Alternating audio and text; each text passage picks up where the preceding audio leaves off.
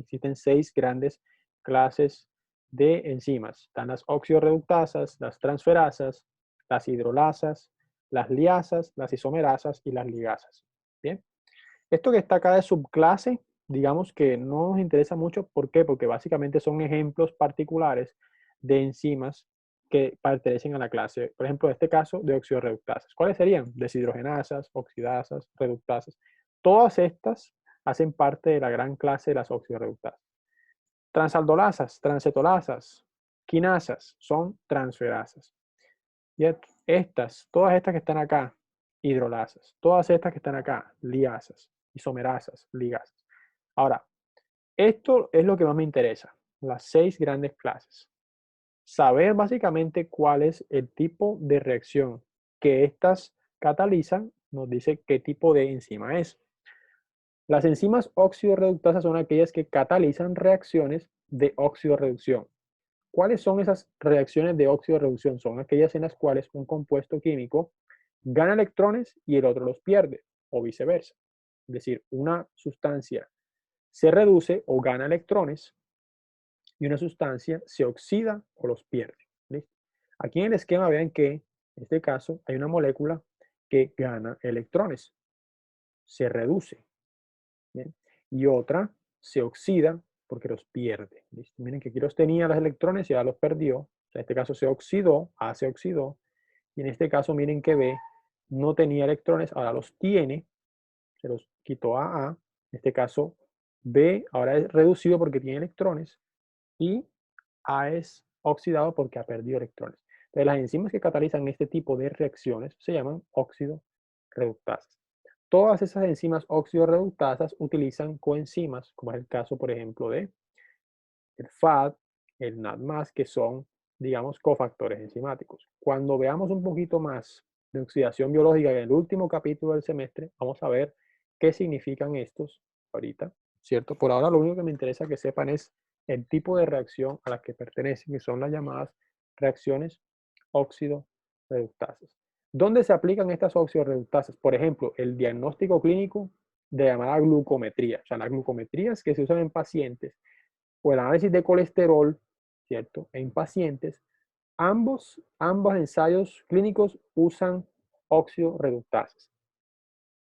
Por ejemplo, este glucómetro que está acá, miren muchachos, que es el glucómetro típico usado en rigor, como está para hacer la glucometría a un paciente, funciona, digamos, con una enzima que se llama glucosa oxidasa, que lo que hace es que es una oxidorreductasa que cataliza la transformación de glucosa a un compuesto que se llama ácido glucónico.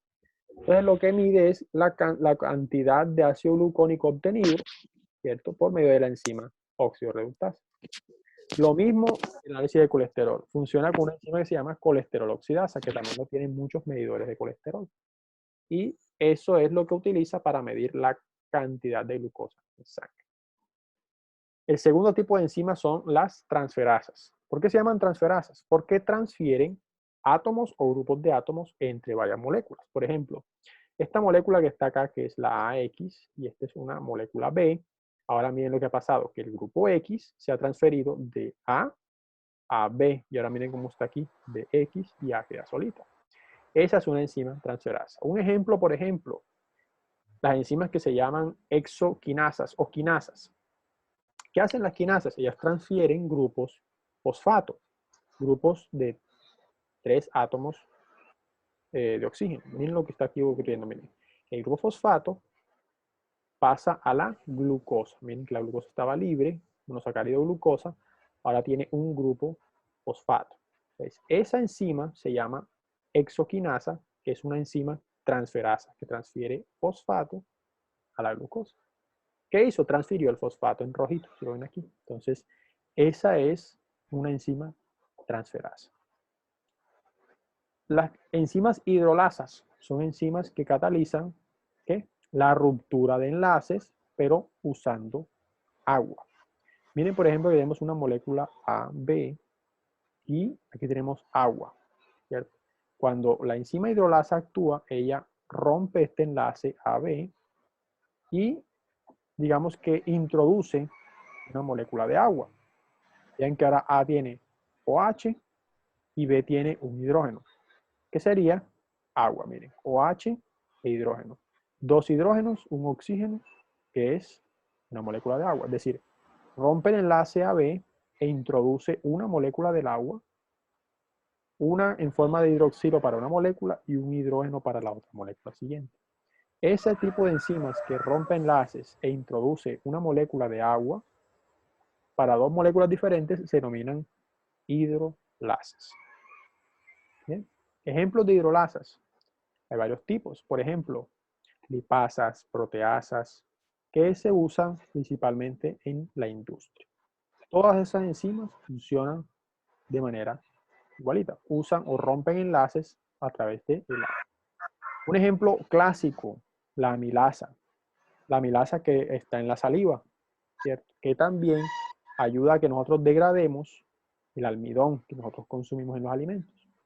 Es una enzima amilasa porque funciona rompiendo los enlaces del almidón usando agua y produciendo monosacáridos libres, en este caso glucosa libre.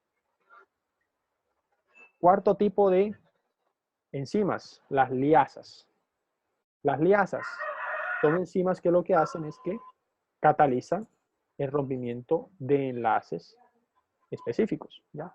A diferencia de las hidrolasas, estas no necesitan agua, solamente rompen enlaces de manera simple. ¿Listo? Todas esas enzimas liasas rompen enlaces. Miren, por ejemplo, este compuesto, la histidina. Miren lo que sucede cuando actúa una liasa. Miren que el enlace aquí de este grupo nitrogenado se rompe y miren que queda libre el grupo nitrogenado y esta molécula ha perdido este enlace. Entonces, ese enlace es una ruptura directamente en la molécula. Esa es la acción de una enzima liasa. El quinto grupo de enzimas se llaman isomerasas. Las isomerasas catalizan la formación de isómeros, es decir, una molécula cambie los grupos funcionales o la estructura de los átomos en la misma. Obviamente sería un isómero, es decir, una sustancia o un compuesto químico que tiene la misma cantidad de átomos, ustedes recuerdan lo que yo les expliqué de isómeros, pero diferente orientación de los mismos. O sea, la orientación de los grupos, de los átomos en la molécula ha cambiado, pero la misma cantidad de átomos que está en esta molécula está aquí. Entonces, la enzima simplemente cataliza es un rearreglo, un reajuste de, en este caso, los átomos dentro de la misma molécula. Y el último grupo de enzimas se llama ligasas. ¿Cuáles son las ligasas? Son aquellas que, a diferencia de las liasas, como su nombre lo indica, ligasas son aquellas que ligan o que unen o producen enlaces. Pero para producir un enlace requieren la energía que le proporciona la hidrólisis del ATP. ¿Qué significa la hidrólisis del ATP? Que el ATP, que es adenosintrifosfato, rompe un grupo fosfato de la misma molécula y esa energía es usada para unir el enlace, ¿cierto? Es decir, la unión de moléculas o grupos funcionales no es fácil, siempre se requiere la hidrólisis del ATP y esa hidrólisis, miren que produce ADP, adenosin difosfato y fosfato libre. Vean que pasó de trifosfatado unido a difosfatado y un grupo libre de fosfato. Entonces, esa ruptura produce la energía suficiente para producir la energía de unión o la formación de este nuevo enlace. Miren que AB estaban separados, ahora ya están unidos en la reacción. Y ya para concluir, chicos, vamos a hablar de varios conceptos clave, ¿cierto? Esto que está acá es una representación de una enzima, ¿cierto? Miren aquí. Entonces, si todo esto que ustedes ven es una enzima, esta región que se encuentra acá donde va a unirse el sustrato se llama sitio catalítico. ¿Bien? Pero la enzima puede tener dos cositas. Un cofactor o una coenzima. Ambos, cofactor y coenzima, son porciones no proteicas, es decir, no hacen parte de la proteína que es la enzima. Pero la parte de la enzima que todita es proteína se llama apoenzima. ¿Bien? Todo lo que es proteína de la enzima se llama apoenzima. Y todo lo que no es proteína es o un cofactor o coenzima. Estos dos términos, cofactor y coenzima, tienden a dificultarse o digamos tienden a confundirse. ¿Bien? A veces, por ejemplo, hablamos de coenzimas y cofactores y a veces pensamos que es lo mismo, porque tanto cofactor como coenzima ayudan a que la enzima pueda tener actividad catalítica, es decir, que pueda ayudar a la reacción química. Pero en realidad el cofactor es una cosa y la coenzima es otra cosa completamente diferente. Ahora, la coenzima, que es la porción de proteína, más todo lo que no es proteína en la enzima, forman a una holoenzima. Toda la enzima completa, reacción proteica o no proteica, se conoce como holoenzima. Bien, aquí están los términos y están incluso en las diapositivas que tienen en Dropbox. Entonces, apoenzima es todo lo que es proteína en la enzima. Entonces, todo lo que no es proteínico, todo lo que no es proteína puede ser un cofactor o una coenzima. El cofactor es simplemente un catión metálico. Es un pequeño átomo cargado positivamente que se une a la enzima. Un catión. Es un átomo cargado. Pero la coenzima es una molécula orgánica mucho más grande y que principalmente proviene de vitaminas hidrosolubles. ¿Bien? Entonces, esa es la diferencia entre cofactor y coenzima. La unión de apoenzima con cofactor o coenzima forma lo que se conoce como holoenzima. Miren, aquí está holoenzima, apoenzima más cofactor o coenzima. ¿Sí? Esos son los componentes enzimáticos como tal. Chicos, ¿alguna pregunta hasta el momento tienen como tal?